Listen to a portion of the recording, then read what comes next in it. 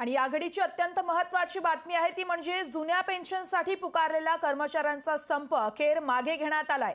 मुख्यमंत्र्यांसोबत झालेल्या बैठकीनंतर हा संप मागे घेण्यात आलाय। तर पेन्शन कर्मचाऱ्यांचा संप मागे घेण्यात आलाय। आपण बघतोय राज्यभरात अनेक जिल्ह्यांमध्ये जुन्या पेन्शनच्या मागणीसाठी कर्मचाऱ्यांनी संप पुकारला होता आणि तो संप आता मागे घेण्यात आलाय। या संदर्भात अधिक माहिती जाणून घेऊयात आमचे प्रतिनिधी चेतन ननावरे यांच्याकडून। चेतन, आपण बघतोय जुन्या पेन्शनच्या मागणीसाठी कर्मचाऱ्यांनी संप पुकारला होता आणि मुख्यमंत्र्यांसोबत झालेल्या बैठकीत अखेर संप मागे घेण्यात आलाय का? अधिकचे अपडेट आहेत?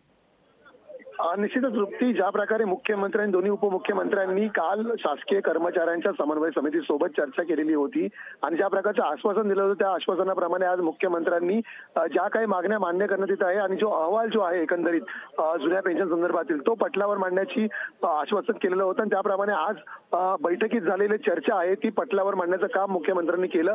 त्यानंतर तातडीची एक बैठक होती ती समन्वय समितीची पार पडली आणि या बैठकीमध्ये आता एकमुखाने जवळपास 15 लाखाहून अधिक कर्मचारी जे संपावर गेलेले होते त्यांनी संप मागे घेण्याचा निर्णय घेतलेला आहे। जिल्हानिहाय आता संप मागे घेण्याचे आदेश आहेत ते समन्वय समितीकडून कर्मचाऱ्यांना देण्यात येत आहेत आणि त्यामुळे उद्यापासून जवळपास सर्वच कर्मचारी असतील ते आपल्याला कामावर रुजू झाल्याचं पाहायला मिळेल।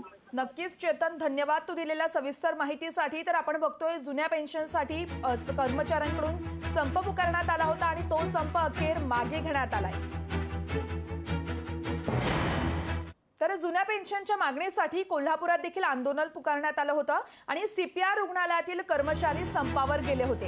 हा संप जरी मागे घेण्यात आला असला तरी सीपीआर मध्ये रात्रीपासून कर्मचाऱ्यांचं आंदोलन बघायला मिळालं। मागणी मान्य होईपर्यंत हे कामबंद आंदोलन करणार असल्याचा इशारा देण्यात आला होता आणि आता संप मागे घेण्यात आला असून कशा पद्धतीने कर्मचारी पुन्हा एकदा